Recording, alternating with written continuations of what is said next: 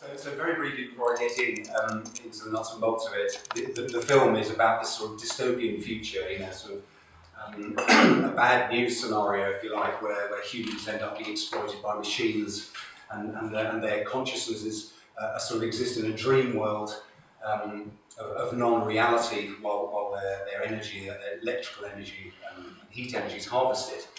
And this is. There's more to it than that, but I'll move on to not waste too much time on it. There's also a theme in it that Neo, the main character, the One, it's an anagram of one, obviously. It's all about the individual, the I. Is he the one? Is he? And he has to choose. He has his choice of the red pill and the blue pill, and this represents really the choice to know, or whether to go back to sleep and say, do you know what? Let's just have another drink and forget about it. So that's a key theme in a lot of my thinking throughout this presentation, is to fire up our sense of curiosity and our desire to know. And of course, our schooling tends to drum this out of children and all of us. We tend to end up disillusioned and feeling hopeless and disempowered. So it's important for us to rekindle that sense of curiosity, I should say. So, let's start by looking at ideas. What are ideas? Ideas, it's a very broad concept, ideas. Ideas can be anything from, where should we go for lunch, what clothes do I put on in the morning, or a mental idea of perhaps what somebody looks like, to, how should we run a business, how should we run a nation, how should we arrange our lives? So ideas are a broad spectrum, and they are generally the product of a human mind. They are, animals can't have ideas because they don't share our conceptual mode of consciousness. And the thing about today, out there in what I refer to as the matrix, it's an analogy, there's ideas all over the place. We're awash with ideas. And ideas are all competing for our attention, for our allegiance, for us to buy into them and believe that they're true. And so there's effectively a sort of a war of ideas going on. There's always opposing ideas. Somebody says this is true, somebody else says the opposite is true. We've got Brexiteers and Remainers, battling away with their different opposing sets of ideas. And one of the characteristics about modern life is that it can be dizzying to know what's true and what's not. So ideas can be true, they can be false, which means they can correlate with the facts of reality, or they cannot correlate with the facts of reality. So I'm sure you can all appreciate that if we act on a bad idea, we tend to suffer. If we act on a good idea, we prosper in broad terms. So if you ask me, which way was it to London, I pointed you north up day one, you're obviously going to spend a long time in frustration and suffering and not getting to where you want to go. But obviously, if I pointed you south down the A1, which is actually where London is, you would enjoy success. So we can see how ideas, it's important to base our actions on truthful ideas. Very briefly on the subject of mind control, there's the idea out there that mind control is happening. We know that we live in an age of propaganda and all this sort of stuff. We don't. So mind control is essentially the process of sowing idea seeds into the minds of undiscerning people. So if we are not predisposed to asking questions and saying, oh really, should I do that? Why? Why should I do that? Why is that good? If we're not predisposed to questioning things, it's quite easy for ideas to sort of slip in through the back door of our mind, as it were. Even watching films and popular culture and media, ideas can be sown into our minds very, very easily. But the point is that mind control can be easily overcome. It's not something we have to fear, because all we have to do is actually remain in the driver's seat of our own mind. If we're there, if we want to know, if we're used to thinking, analysing things, questioning things, which I'm sure you guys all fall into that category because here you are, Empowered Awakening is all about, broadening our perspective and educating ourselves. So that's the point of mind control. It's easily overcome. So it behoves us, in this current context with all these ideas bashing around, to be very mindful of ideas, to recognise a new idea. Oh, that's a new idea. Do I agree with that? And as I said, there's so many of them around. It can be quite dizzying, and we kind of sort of switch off because there's so much information coming at us. But ideas can be very powerful because they tend to inform our values. And this means they tend to inform our choices, which means they tend to guide our actions. So the way we end up living our lives depends on what ideas have filtered through our minds and we've accepted as true. So the most powerful ideas we come across tend to be of a philosophical nature. And the subject of philosophy can be something of a bore for most people. Immediately people tend to switch off and we think of stuffy ivory towers and all this sort of thing. But in fact, it's important to notice that nobody could function without a philosophy. You all have a philosophy. Anybody, even if you've never heard of a word, you have a philosophy. What is a philosophy? A philosophy is a basic understanding of the nature of things and how you relate to it. So of course we all have a basic understanding of the nature of reality and how we fit into it. And that forms the basis of the way we live our lives. So philosophical ideas, the ones that we take on board that affect our behaviour, are the most powerful kinds of ideas. So I made the point that ideas can shape our values. So what are values? Well, values are essentially what we consider to be important. And the definition of values is that value is that which we act to gain and or keep. So there's action required in there. So just pause on that for a moment. Values are that which we act to gain and or keep. You have to do something to gain the value.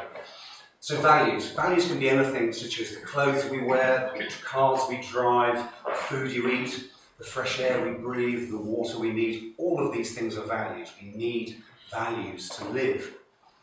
We need holidays as values. There's a whole broad range of things that we need. But the common denominator is that we have to act to achieve them, okay? Because they are absolutely necessary for our lives. And it can be a really interesting exercise occasionally when we're doing a sort of a mental how goes it of our lives to sort of write down our values and get a check on our progress. And the best way to discover your values, because it's easy to claim your values. I think health is really important. But if we look back at our actual actions, what we did last week, last year, last decade, that tells us what our values are. Because our values are written in the actions in our past. It's just a useful little aside if anybody's interested in doing that. It's easy to proclaim that we value something. Politicians are well versed with the ease at which they can claim to value something. But of course it's actions that speak louder than words. So what is this matrix thing that I speak of? And I've already talked about the analogy of the film.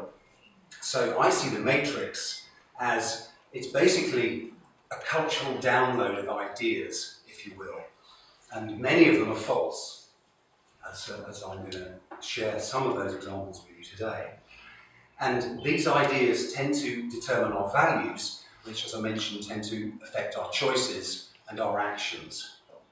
And the group of ideas that we download in this sort of cultural onslaught, they form a framework, hence the sort of word matrix.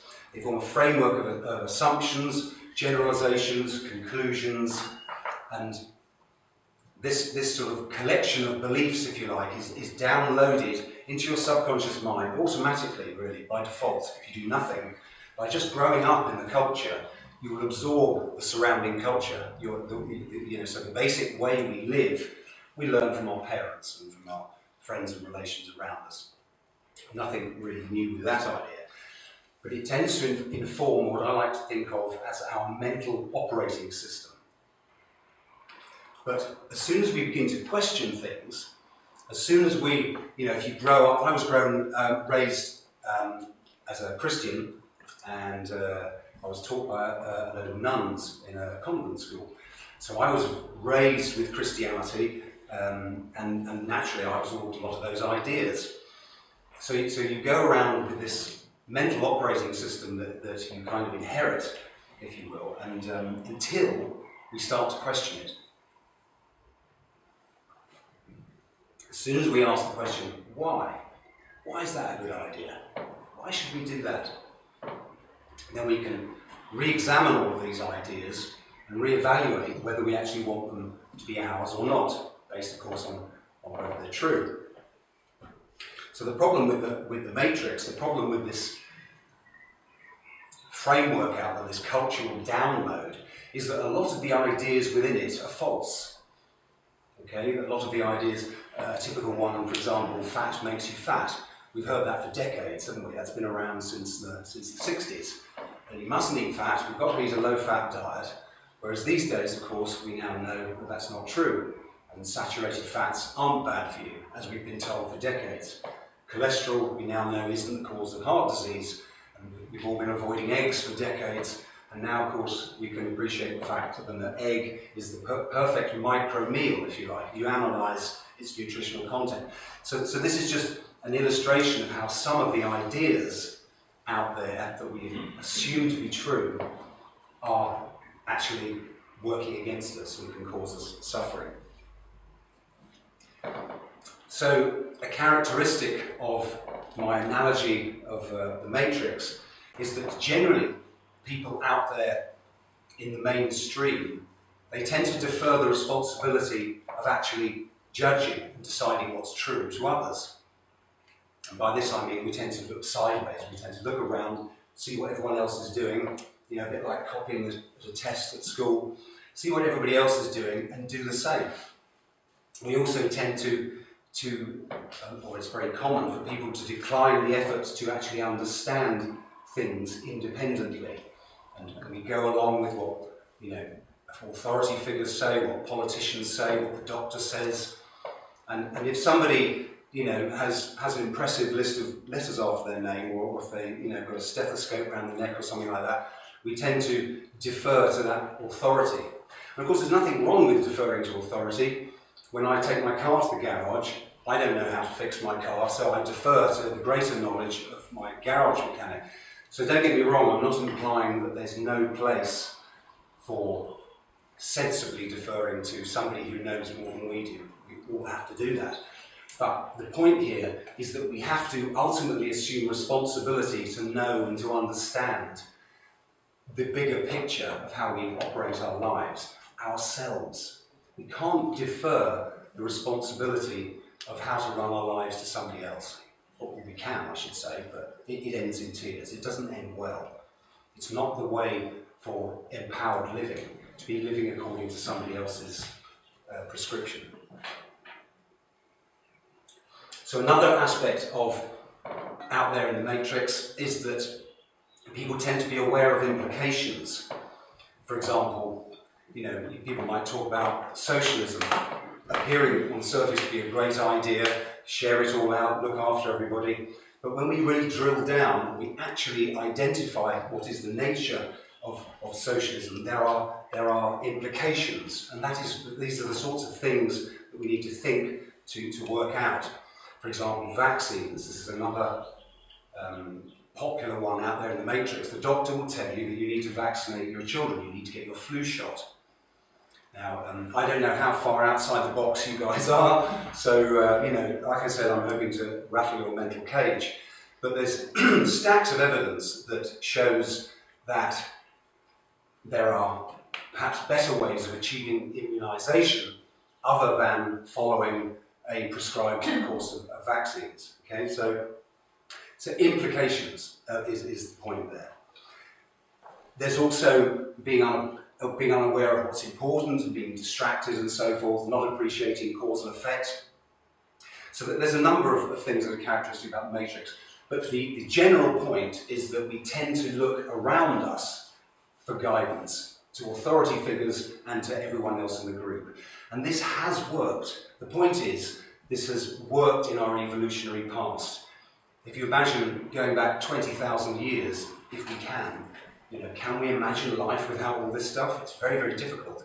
But back then, if we tried to imagine that you had no computers, no telephones, no cars, no library, no books, where would you get your information from? You'd have to consult the tribe, wouldn't you? You'd have to literally look around. There wouldn't be another choice. So we mustn't beat ourselves up for doing this, because it's quite normal. It's quite, evolutionarily speaking, it makes perfect sense. But the point is, in today's culture, in today's context, it just doesn't work, because there's so many false ideas out there. Somebody says this and somebody says the opposite. Another issue, somebody says this, they say the opposite. What do? Don't look sideways, and don't necessarily look to authority. It's perfectly fine to listen to what authorities say, perfectly fine and indeed a good idea to listen to what everybody else says. But the point here is to maintain psychological independence and intellectual sovereignty. In the current context, it's too dangerous to only listen to what the doctor says, for example. We have to think for ourselves. So the matrix kind of is the context. It's this analogy that I use. But let's take a broader look at the context as well. We live in the information age, the disinformation age. Everything's out there on the internet. Anything you want to know, you can just type in and you can find out how to do it, which is absolutely wonderful. But again, the trick is to know what's true and what isn't. For any piece of information you find on the internet, you'll find somebody else saying the opposite. We're all familiar with that. Education is woefully inadequate. Thinking, as I'm going to go on to explain, I think the number one life skill that we need to know how to do. Of course, it's not taught in schools. Nobody tells you how to think. We've got epidemics of disease. It's difficult to find a genuinely 100% healthy person. We've got epidemics of depression and anxiety. All of these things are part of the context. Our wealth is expropriated from us. And the only thing that is not there, and it's quite conspicuously not there, of course, is peace, freedom, abundance, and happiness. You don't see that going on much, if at all. So the key coordinates that I want to draw your attention to tonight, outside the matrix, that I've identified through my personal experience, is how to think effectively and efficiently, because we all think to some extent, of course, otherwise we wouldn't function. To know how to be healthy, absolutely crucial subject in today's context. Okay? It's not like, oh, I'm into gardening, I'm into health. Health, everyone needs to be into health. Everyone needs to have a personal vested interest in knowing what their body requires. Okay, it's a big topic, it's not the subject of tonight's talk, but it's a big one and you need to know it. And it's not sufficient to go to the doctor for reasons that I won't go into now, but catch me afterwards. And lastly, knowing how to be happy. Most people haven't a clue how to be happy. Look around and check out the depression figures and all this sort of stuff. So, for the purposes of tonight, I just want to expand a little bit on the importance of effective thinking. This is like the precursor, if you like, because if you don't think, you're not going to find out how to be healthy. You're not going to find out how to be happy, because these are downstream things. Very briefly, the point about health and happiness and why they're so elusive is, of course, their effects. They're downstream effects. You have to do something, and the result is health or happiness. Most people, try to shoot straight for it. And of course, the saying, you can't buy happiness, is another way of saying you can't reach out and grab it. You can't get happiness. Because it's an effect. It's an effect of what you do, how you live, and so forth. But that is beyond the remit of this chat. I couldn't get another water. Not sticking together. Too much talking. So, the importance of effective thinking. Everybody thinks to some extent, as previously mentioned. But the point is, how efficient, how effective is that thinking?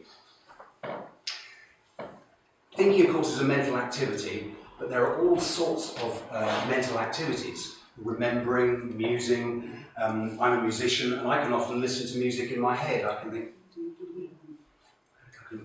enjoy a song or a made-up piece of music in my head, but that's not really thinking in the way that I'm describing it, or going to go on to describe it here. Yes, it's mental activity. So what sort of mental activities are thinking? Reasoning, questioning, deducing, inferring, analysing, these sorts of things. And don't worry if you know, the various definitions of these words you know, pass over your head at the moment. It's not really the point. But the point is that thinking is a very specific kind of mental activity. We'll define it in a moment. But I'd like to introduce you to an idea here that our fundamental nature as human beings, all of us in this room, we are rational animals. It is our defining feature. It's what distinguishes us from other animals. Is our capacity, our faculty of reason, which means we can think, which means we can conceptualize. We can gain conceptual knowledge and sort of zoom out and see a bigger picture of reality. So this is a really important key thing that we need to grasp. Thinking is our distinguishing human feature. So if you like, the more you think, you're being really human, you could say. It's your basic means of survival. Imagine you just beamed down, you crash landed on the planet or something, and you know you need to drink, you need to eat, you need to find shelter. What are you going to do? You need this. You need to think. You need to think, my goodness, I'm going to light a fire to keep warm or whatever. So can you see that we need to think? It's a basic survival skill because it's our basic distinguishing feature. So another important feature of thinking I wish to suggest, and people may have opposing ideas, but remember, I'm going to try and shake your mental cage tonight. Thinking is our only means of becoming more conscious. Think about that. It's our only means of seeing a bigger picture, becoming enlightened, knowing more stuff, being wiser. Okay? Because you can't turn up your senses. You can't turn up your eyesight, you can't turn up your hearing.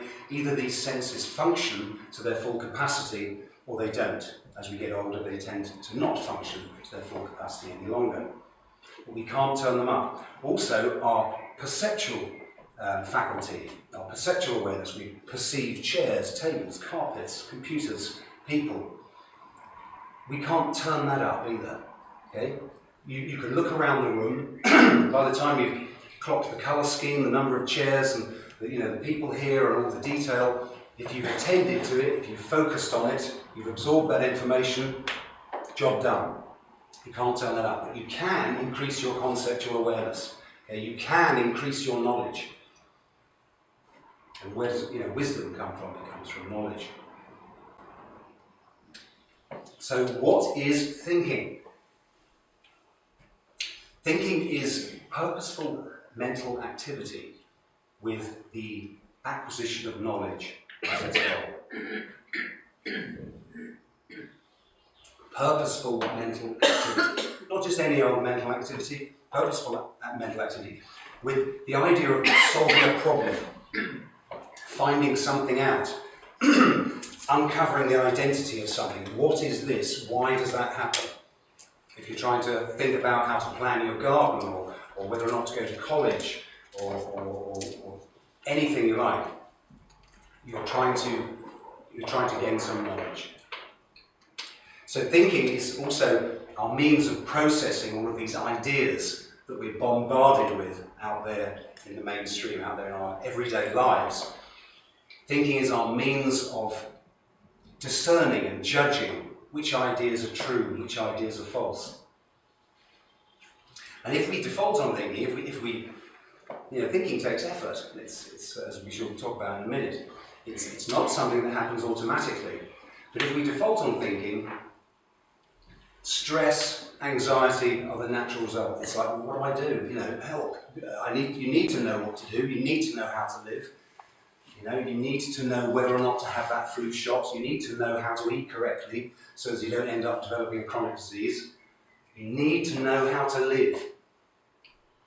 So if you don't answer those questions by ourselves, then of course, you know, everything tends to stress us out and everything becomes a very big muddle.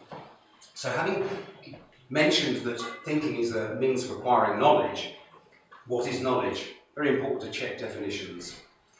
Knowledge is the correct identification of some aspect or aspects of reality. There's a definition by a chap called J.D. Kelly. Knowledge is our perceptual observation of reality, i.e. looking around you and what do we perceive, arranged and organised conceptually. And we'll talk about concepts in just a minute. The other key thing to note about knowledge is that it's hierarchical. Okay, it means that you start on a foundation and you keep building and you keep building and you keep building. You can't just grab a piece of knowledge out of nowhere without it resting on previous knowledge. Okay? We'll expand this in a moment or two. So let's also just focus on the idea of truth. We're all truth seekers. Right? Would you guys consider yourself truth seekers as you try and awaken and learn more and find out stuff? I certainly consider myself a truth seeker. And the point is, we all have to be truth seekers in this context that we're in. In today's world, you have to be a truth seeker. Because there's so many conflicting ideas, and many of them are false. So logic is our standard of truth because we know that contradictions don't exist in reality. You know that you can't be here and at home at the same time. You know, you can't be hot and cold at the same time. Contradictions don't exist anywhere in reality. So if we spot one in our thinking, if you have ideas that are contradictory, if you follow two different ideas, somebody says something and the other person says something contradictory, you know at least one of them must be wrong. Okay, it sounds obvious, but it's worth sometimes bringing the implied obvious up into, you know, actually discussing it, verbalizing it, making it explicit. So that's what we'll be doing a bit of. Just stating the obvious so we make it absolutely clear in our minds. So logic is our standard of truth. Contradictions do not exist in reality. So how is it that we think? Thinking is basically using concepts. I'm not going to go too deeply into this because it's quite a big subject, but just to give you a quick flavour of it. Concepts are the way we classify all the stuff in reality around us. Everything that we see, we have a label for it. A sound or a series of letters, we call it a word, and that labels a concept. So let's take the concept chair, for example. You know, a child will notice that there are these things that people tend to sit on, that usually have four legs and a back that you can lean against. And after a while, a child will grasp the concept of chair. And what is going on is that the similarities are noticed in things. As we look out in reality, we spot the similarities and the differences, obviously not consciously, and we notice that this idea of the things that people sit on is a chair. We grasp the concept of a chair, and then eventually when we learn to speak, we learn the label for it, and the label goes on the concept. Okay? So all of our language is conceptual. Every word that we use in language, no matter what language you speak, is a concept, with the exception of names, of the nouns. So conceptualizing, I should say, is the essence of what our human mind can do. It's our number one faculty. And what we can do with concepts is you can break them up into smaller and smaller categories, or you can expand them into larger categories. For example, a chair, you could zoom out a bit and think, well, a chair is furniture, isn't it? That's another category, a bigger box, if you like, that the smaller box of chairs fits into. Furniture, including tables, chairs, wardrobes, and so forth. And then you could expand out a little bit further, zoom out a bit more, and you could say, well, let's subsume all those things into an even bigger concept of man-made objects. And then you could zoom out even further and think, well, let's put them all into an even bigger box called material entity. See? So this is how our human mind works with concepts. We can zoom out, and then we can reverse that the other way, and you could say, well, not all chairs are the same. There's comfy chairs, there's deck chairs, there's sofas, there's dinner chairs. So you could break up the concept of chair into small. So the point is here that we have a means to gain virtually unlimited knowledge by this unique faculty of conceptualizing and this zooming out to check out the big picture. It's very, very useful in the management of our lives to do a regular how goes it check. We need to be able to zoom out. We need to be able to see the bigger picture. And then we need to be able to focus back in on individual issues. We need to question the various issues. Is it safe for me to have amalgam fillings in my mouth? The dentist says it is, but hang on, there's loads of people that say it isn't. So we need to dive in to these different issues, and our thinking and our conceptual faculty helps us to do all of that. So very briefly, there are four philosophical convictions, four ideas of a philosophical nature that form a firm platform, if you like, for effective thinking. So again, some of you may not agree with these, but just let it all wash over and try to see ultimately the big picture that I paint here this evening. So the first one is that reality is an objective absolute, okay, which means that it exists independent of consciousness. Now, I know that it's very, very popular to think that consciousness creates reality. Maybe some of you think that. I'm here to shake your mental cage, remember. Objective means exists independent of any consciousness. Okay? The opposite view is called subjectivism, which is the idea that consciousness creates reality. It's very important to notice that if we hold that conviction consciously, subjectivism, we've undermined and destroyed any need to think. Bang, it disappears. Because if I create my own reality, well then I create what's true. Therefore I'm right, I can't possibly be wrong, etc., etc. So there is no need to think. It kind of destroys the whole concept of knowledge. There are a number of other sort of negative consequences of the philosophical idea of subjectivism, and it tends to lead to all sorts of problems, particularly conflict. The whole idea of war and conflict and fighting is a battle of, well, whose reality is right? If we're all creating our own reality, then whose reality are we going to adopt as the standard? And that's when, the person with the biggest club becomes the ruler. But anyway, the fact that reality is an objective absolute is fairly self-evident, because if you try crossing a busy intersection, you're going to be absolutely tuned in to the fact that those cars that could hit you are objectively real, aren't they? I mean, nobody would walk out crossing a busy street going, right, okay, I'm going to feel when to cross, it's right about now, okay.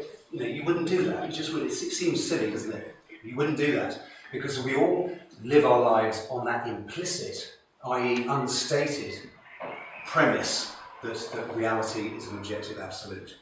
But these ideas tend to come in from the matrix, from around us. Ideas such as the fact that we create our own reality, for example, and they can filter their way down into our subconscious, form a part of our operating system, and they can ultimately lead to bad things, suffering. So the second point, the second philosophical conviction, is that reason is our only guide to knowledge. Our faculty of reason, our method of logic, and the process of thinking is the way we uncover knowledge about reality. So a little definition of reason. Reason is the faculty that identifies and integrates the material provided by our senses. So what other means to knowledge would there be? Well, feeling. And again, this is something that's a very popular characteristic within the matrix, that feelings are a valid means to knowledge. And the concept of political correctness is an acknowledgement, if you like, that feelings are more important than the facts of reality. You know, you're not allowed to tell black people that they're black, you have to say coloured, you're not allowed to use the word disabled, you have to say, I don't know, what is it these days, physically challenged, I don't even know. But the concept of political correctness is kowtowing to the emotional.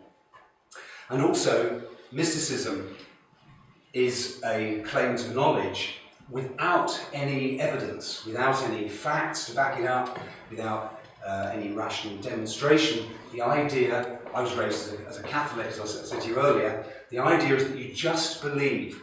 Don't worry about trying to figure it out. I can remember scratching my head as a kid thinking, well, you know, if God's up my head, blah, blah, blah, and asking, you know, the nuns who were teaching me, well, what about this and what about that? Don't worry, shh, don't try and understand, it's all beyond you. You just have to believe. Now, you know, if you are trying to get your life sorted, if you're going to see an accountant or a, you know, a doctor or somebody like that, and somebody was going to say, oh, hang on, I think I can help you, let me just, you know, you'd immediately doubt that they were going to really be able to help you, unless they were, you know, acting on reason. And this is fairly self-evident. And the ultimate point about this is that it basically undermines the incentive to think, as I said. It's mysticism. If you can just believe something, if the priest can just tell you this and that's real, well then you don't need to think. So it undermines the effectiveness of thinking. Third point is that we have free will, which means we're beings of volitional consciousness. This means we have to switch ourselves on. And this, herein lies the challenge. To think, we need to decide to think every day on every issue. We need to make that decision. I want to know. I want to understand. Why? Why is that? See? So we have free will. But an implication of this is, of course, that nothing is fated. And again, this is going to challenge a lot of the beliefs that we hear out there. So I'm not trying to change anyone's mind, just putting stuff out there for you to take away and hopefully think about for yourselves. So the opposite idea is determinism, okay? That's the word for the philosophical idea that you have no free will. And that would, things are fated, or it was just meant to be that we met and stuff like that. You have to be very careful with that, because the idea of determinism is in fact a logical contradiction, and it destroys the concept of knowledge. The only way human beings can acquire knowledge is by testing ideas in reality. You know, Edison tested how to create the light bulb allegedly about 5,000 times until he got it right. And then he could choose the way that worked, and bingo, we have the light bulb. So, if you hold that you have no free will, you have no incentive to think. Whoops. So the fourth point then, the philosophical conviction required to support and be the foundation of thinking, is that reality is knowable. Again, there's a popular idea out there that, oh, you can't possibly know that. But there's the concept of the known, so there's the unknown, either unknown to us or unknown generally at this time. But the idea of the unknowable is actually another logical contradiction. You need to know something about the thing that was unknowable. Excuse me. So, reality is ultimately knowable. So that's the takeaway point there. If you were to seriously hold the conviction that you can't know, well then why bother thinking? Why bother finding anything out?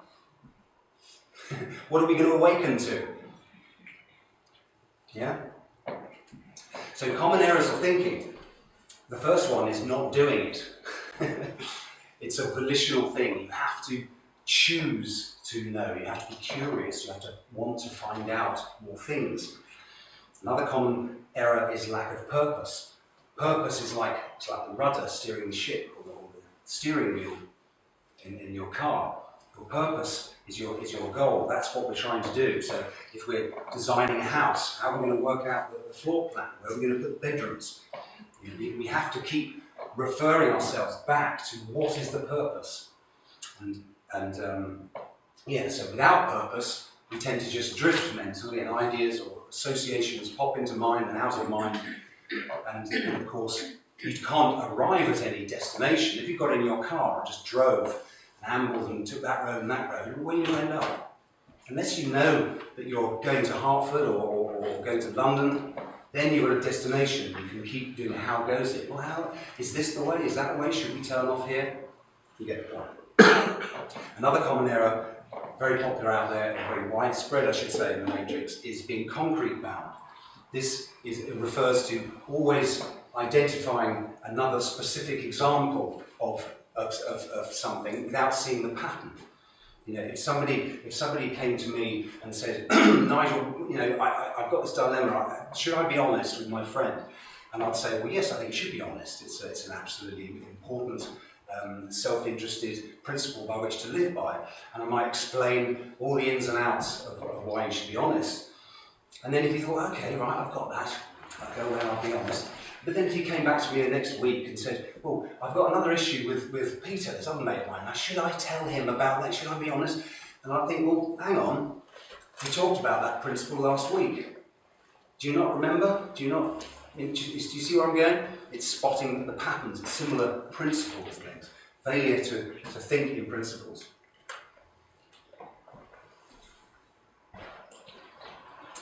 Another very common error in thinking is holding floating abstractions.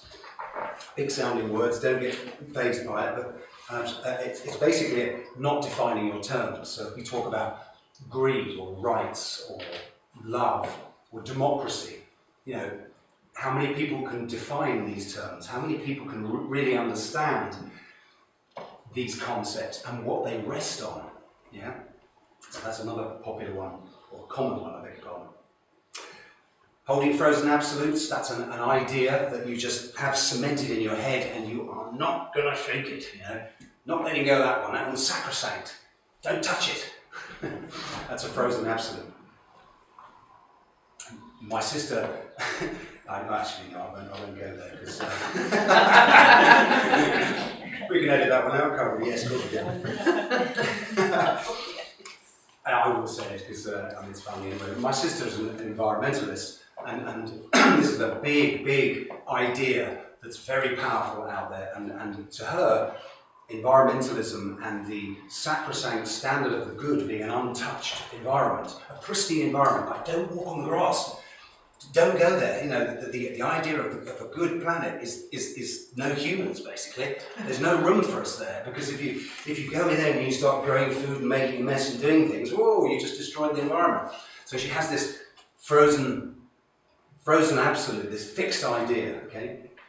Any idea that you spot in your own head that you really resist somebody shaking might be a frozen absolute.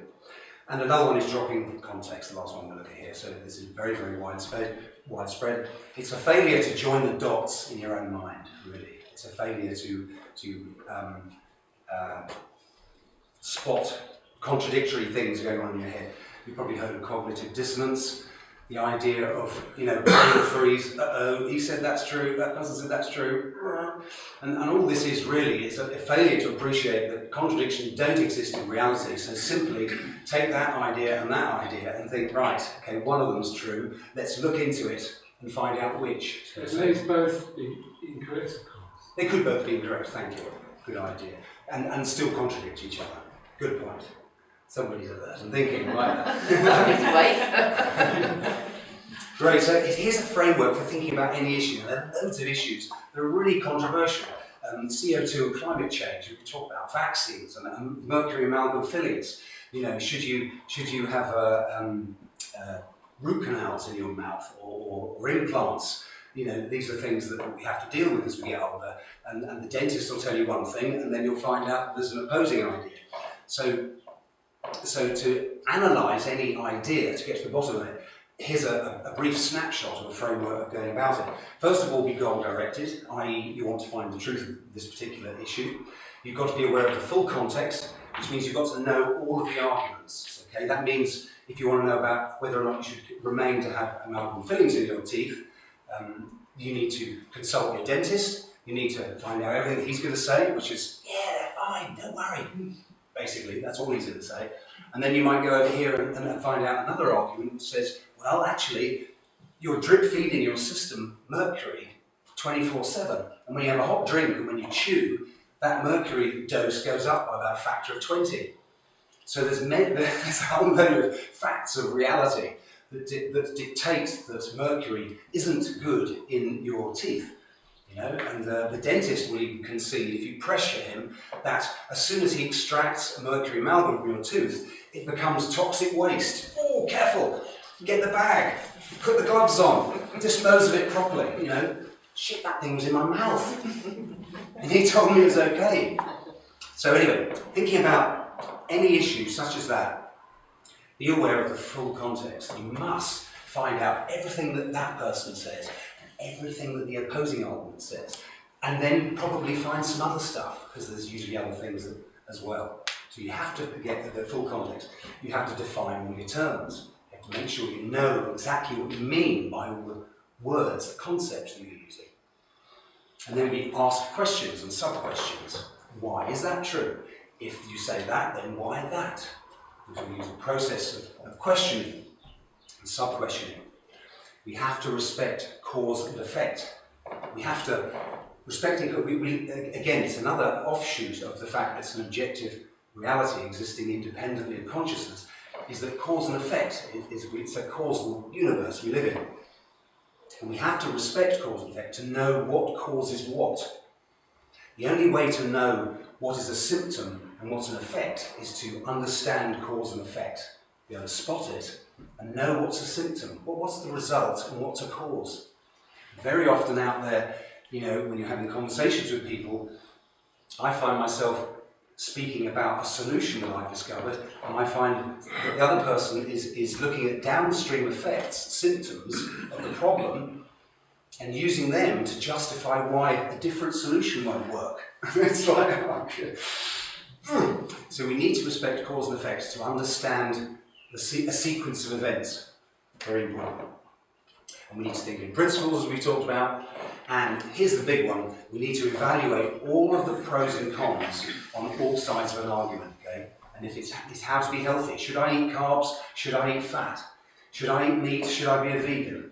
All of these issues, these are really big issues, yeah? These are lifestyle choices that mean the difference between a healthy, ripe old age with an acute mental faculty or ending up with dementia or with diabetes or a heart attack and a shorter life, ending up in an ICU unit somewhere. So this is really, really, really important to analyse these issues, and here is a framework where you can do it. Evaluate all of the pros and all of the cons.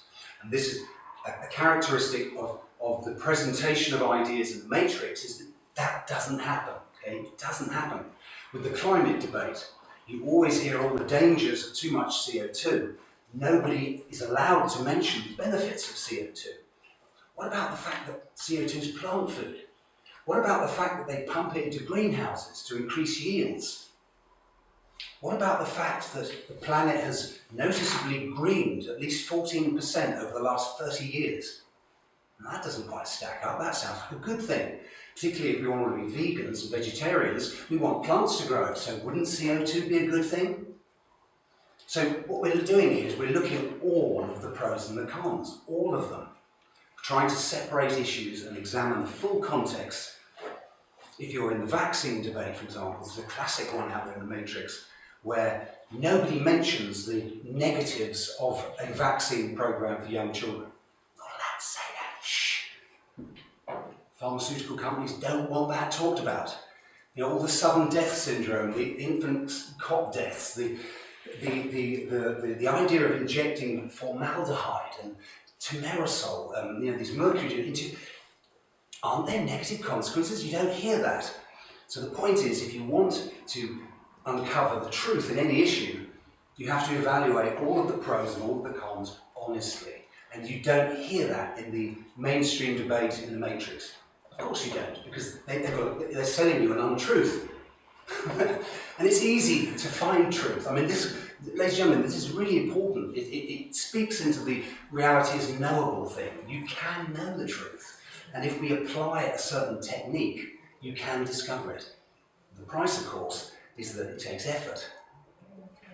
And your guiding help is the fact that contradictions don't exist. So whenever you find one, you've got some extra mental work to do. Right, let's zip along quickly. How much time have we got? How many? Just a few more minutes of break. A few more minutes, okay. Some of the DUFF steers within the matrix. We have to be aware of distractions. Distractions abound in the matrix, out there in the mainstream. There is so much, and even for thinking people like you guys, even for people that are starting to question stuff and that want to know the truth, even for the truth seekers, there are other red herrings. The flat earth debate is a classic one, you know? I mean, personally, I've got experience because I worked as an airline pilot and I've flown around the world. I've flown at 41,000 feet and I've seen evidence, visual evidence, but don't take it from me. Don't take it from anybody without thinking these things through. You know, some people talk about, classic irrelevant question, why are we here? Well, the point is we are. What do we do is a higher priority.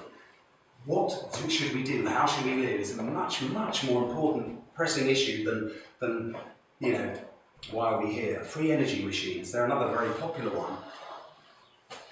Nibiru, anybody heard of Nibiru? I had a friend who was absolutely convinced that Nibiru was going to crash into the earth, and he was focused on this every day, and meanwhile his life fell apart. His life turned to a bag of poo because he was focusing on something that was completely irrelevant. It was way outside his sphere of influence. He could do nothing about it, and he gave it all his attention while his life fell apart. So it's very important to not be distracted. So, political correctness, emotions. So the CO2 thing, we talked about that, so I won't mention that. 9/11, 7/7, all these terrorist things, the false flag acts that are used to bring countries into war scenarios, whether it's the Gulf of Tonkin, bringing America into the Vietnam War, or sinking of the Lusitania to bring them into the First World War, or whether it's Pearl Harbor to bring them into the Second. There's always something staged to do that. Now again, don't take my word for it. I'm not a conspiracy theorist, but I am interested in finding the truth. And what I would say is that in any issue, such as Pearl Harbor, Gulf of Tonkin, whatever, if you decide, you know what, I'm going to find out the truth, and you find out everything about that incident, you take this version of the story, that version of the story, the whole thing, as mentioned earlier, you can find the truth. Fluoride, amalgam fillings, EMFs, we're going to come on and talk about EMFs very shortly, vaccines, all of these ideas you can get to the bottom of it, you can find truth. Here's another one that may challenge us. The idea that we're all one consciousness, and if you throw in subjectivism, that implies that there be many, many realities. Well, I would propose that it's far more reasonable to suppose that there's one reality, one page, if you like, upon which we all meet, and there are many individual consciousnesses. I often hear the idea that we're all one, and I think, well, hang on, I don't know you or you. You know, when I have an experience, none of you are there. I'm not there in your experiences. How can that possibly be? How can there be any evidence that we are not individuals? But again, I'm hoping to shake your mental cage. So the deepest programmed beliefs, there are so many that we live in our culture, these ones that we've grown up all around. Racism and the royal family. Now, one of the things that strikes me is that everybody loves the royal family. Nobody realises that it's racism. It's racism that if we really grab this floating abstraction called racism, oh, there it is, this thought bubble, quick, pin it down and define it. What actually is it? And the idea that by your bloodline, by your descendants, who your daddy is, that you are somehow better than other people. So we all get that you wouldn't abuse black people or Polish people or the Irish people, and we all get hung up on sort of being polite, if you like, and not to trivialise it. I'm not advocating that it shouldn't be respectful to all races. I absolutely advocate that. But the idea that a family can assume by who their daddy was that they sit on a throne and enjoy all the money harvested from the taxpayers to have a nice, comfortable life. Think about that, and I suggest to people that that's racism. But this is one of those frozen absolutes for a lot of people. They can't shake that. But it's the Queen! We love waving the flag. Taxation is inevitable, is another one. Taxation has only been in for, I think it came in either for the First World War or the Second, I can't remember. Second World War. concept of taxation is not inevitable. Have you heard that saying that the only two things that are inevitable are death and taxation? It's nonsense, isn't it? If taxation only came in for the Second World War, it's clearly not inevitable. And of course, there wasn't any taxation in the States when that country was born. So these are all really deep-seated programmed beliefs that we really have to get to the bottom of and ask questions. Is that true? Why? Why is that true? Why should our taxes be paid to one particular family? Here's another one. Materialism is bad. Money is evil and capitalism is evil. Now, these three are all sort of part of the same thing. And it really amounts to, again, these floating bubbles that people don't really understand the concepts. The idea of wealth creation, people erroneously conclude, is a zero-sum game. Now, I don't know if you've heard that phrase. The idea is that there's one piece of cake, it's that big, and if you've got a big slice of it, that means somebody else hasn't got any. So wealth creation is not a zero-sum game. There isn't one cake to share out. Okay? So that's an idea that but materialism is bad. I mean, that's kind of related. It's a very popular one. But again, earlier we discussed the fact that we need values to live. You know? We need washing machines. We need clothes. We need cars. You know, it would be insane to take the idea of not being materialistic to its logical conclusion and just go and live in a naked or in animal skins in the woods. I mean, why would you do that? Why? I mean, it's just, if we ask ourselves these fundamental questions, why is it bad to have a computer and a mobile phone? And maybe if you save a lot, to have a sports car. It's fun. I mean, aren't I supposed to have a happy life? And of course, we come into more fundamental beliefs. Smartphones there, I'm going to skip through that, I'm going to talk about that in just a second. This is the last slide. The deepest programs of beliefs are philosophical, and the idea of subjectivism is one, altruism is a massive one, and this is the one that I grew up with all around me. I was taught by the nuns. The standard of good is to sacrifice. Either you sacrifice yourself to others or they sacrifice it to you. It's a whole, it's a big issue, a big idea that is right deep down in our philosophical understanding of the nature of things, these ideas, mysticism, altruism and subjectivism. So we'll go on, we'll take a break now and we'll come back and we'll talk a little bit about one of the most pernicious health threats that there is out there. There are lots, by the way.